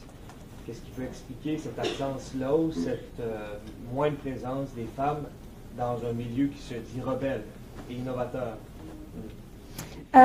En fait, je dirais qu'il y a 2 raisons. Il y a des raisons liées à l'absence de politique de la petite enfance aux États-Unis. L'école, en fait, commence à l'âge de 5 ans, à la différence de la France où, par exemple, il y a des crèches et l'école maternelle commence à 2 ans et demi. Et l'école qui commence donc à 5 ans, le kindergarten, dure 2 heures par jour. Donc en fait, les enfants, pour l'instant, ne naissent pas dans les bébés éprouvettes, enfin dans les éprouvettes. Il faut quand même que quelqu'un les porte et ensuite les élève. Et effectivement, quand il n'y a pas d'appui avec des structures collectives pour prendre soin des enfants, déjà, ça crée des tensions énormes dans les familles. Et donc il y a des choix à faire et souvent ils sont faits avec une des 2 personnes qui se retirent du marché du travail. Donc ça, c'est une réponse. Après, en fait, ceux qui ont 25 ans et qui sont les millennials et qui se retrouvent chez Uber et qui sont développeurs, etc., effectivement, il y a une question de culture.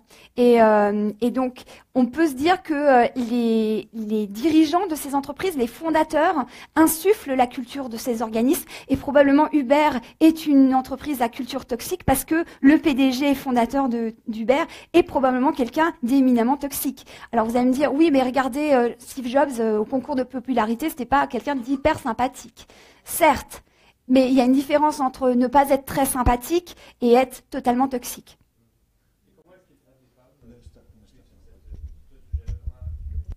La place des femmes dans l'entreprise, est-ce qu'elle est bien traitée? Est-ce que c'est macho dans le milieu? En fait, ce sont des problèmes de culture. Parce qu'autrement, le cadre juridique protecteur, il est là. Il y a des lois contre le harcèlement sexuel qui sont très fortes en Californie, etc. Mais donc, si en fait, vous commencez vos réunions super importantes à 6 heures de l'après-midi, par exemple, autour d'une bière. C'est sûr que si vous, par ailleurs, vous avez des enfants, bah écoutez, en fait, là, il va falloir quand même qu'au bout d'un moment, les enfants ne s'élèvent pas tout seuls, en fait. Il va falloir, bon, surtout qu'à 8 heures, les enfants sont couchés. Donc, en fait, il y a des aspects de la culture qui excluent, en fait, les femmes de manière insensible. Je pense que il faut porter ces débats sur la place publique, sur l'équilibre entre le travail et la famille. Les millennials vont vieillir aussi, donc au bout d'un moment, le désir de descendance va aussi se réveiller chez eux. Ça va forcément créer des évolutions, comme d'ailleurs les baby boomers, qui étaient les révoltés de mai 68, ont évolué en vieillissant. Donc voilà. Mais de toute façon, c'est quand même beaucoup une question de culture. Et donc, la culture, ça vient des dirigeants. Et donc, il faut que les dirigeants soient sensibilisés au problème et se disent il faut changer. Monsieur, alors nous allons prendre une dernière question ici. Monsieur. D'accord. Bonsoir, professeur. Bonsoir tout le monde. Je m'appelle Raoul et je viens d'Haïti.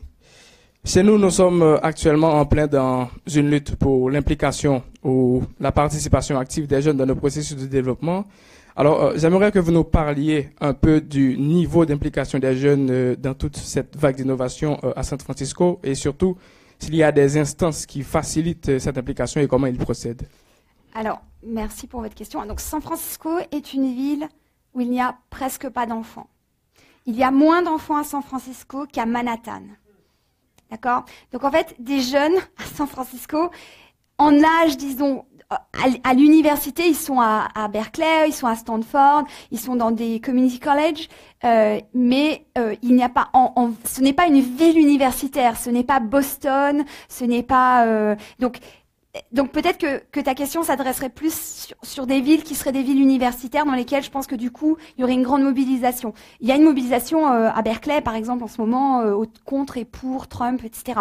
Mais sur les questions qu'on discute aujourd'hui, en fait c'est des questions entre guillemets de gens qui ont déjà fini leurs études et qui en fait entrent sur le marché du travail avec des super salaires et qui jouent au baby-foot après avoir travaillé 14 heures et ensuite ils rentrent chez eux et après avoir dîné ou soupé avec à la cafétéria de Facebook. Donc c'est une vie, encore une fois, regardez le documentaire San Francisco 2.0 et vous aurez une assez bonne représentation de ce qu'est la vie des gens qui travaillent dans la tech à San Francisco aujourd'hui. C'est une vie assez insouciante puisque tous tes besoins sont pris en charge par l'entreprise. C'est un peu comme au 19e siècle, il y avait dans d'autres domaines, il y avait les entreprises qui s'occupaient de ça de la même manière. Voilà, donc... Oui, ce serait terminé, à moins qu'elle soit très, très courte. C'était juste pour me rapprocher de ce que tu viens de dire. Est-ce que c'est en fait cette génération aussi qui rentre dans cette phase d'adolescence en fait? C'est certain que... moi, ça m'intéresserait pas du tout par exemple, moi je suis passionnée par ce que je fais. Et donc, c'est pas parce que tu vas m'offrir des snacks gratuits et un baby-foot ou une console de jeu que tu vas me motiver pour aller travailler comme réceptionniste chez LinkedIn. Je veux dire, soit j'ai envie de parler avec les gens toute la journée, donc j'ai envie d'être réceptionniste, et le reste, en fait, c'est un supplément d'âme. Mais bon... de toute façon, il y a une énorme guerre des talents, de concurrence entre les entreprises qui se volent des talents entre eux. Et donc, en fait, il y a une espèce de surenchère de ce qui s'appelle en anglais de perks, P-E-R-K-S, de espèce de bonus. Voilà, c'est... à la fin des fins, il vaut mieux quand même être passionné par son travail que par les snacks. Donc, Gabrielle Durana, vous qui aimez les arts, vous nous avez tracé un portrait avec un grand art et d'excellentes compétences techniques aussi, nous permettant de bien mettre en jeu les enjeux de façon, les différents tenants et aboutissants des différents enjeux, de façon contradictoire. Voilà ce que je cherchais. Alors que suscité beaucoup de questions pour lesquelles vous avez très bien répondu. On vous remercie beaucoup d'être avec nous aujourd'hui. Merci.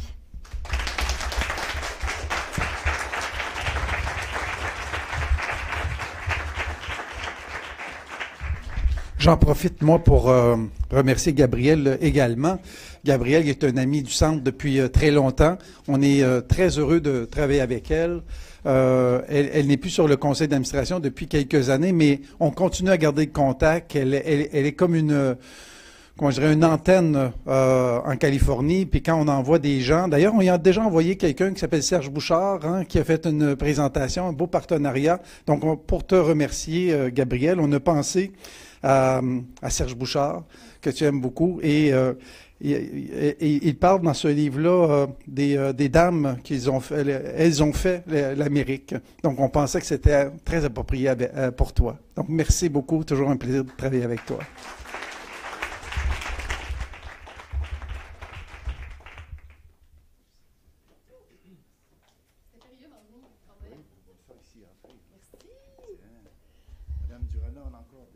Une petite dernière chose. Bien, merci, effectivement. C'était très intéressant. De notre côté, on va vous remettre des produits de chez nous, bien sûr, complètement régionaux, avec un livre de recettes, donc la cuisine nordique au Québec, avec ça. Et les produits pour faire une petite cuisine. Merci, merci.